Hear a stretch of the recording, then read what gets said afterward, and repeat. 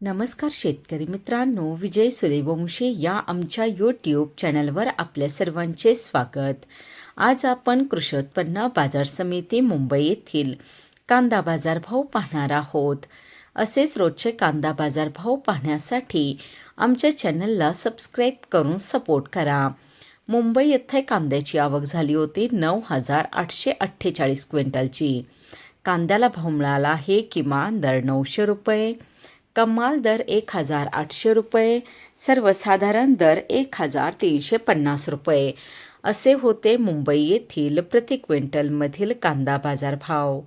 मुंबई येथे कांद्याची आवक झाली होती 9,848 क्विंटलची.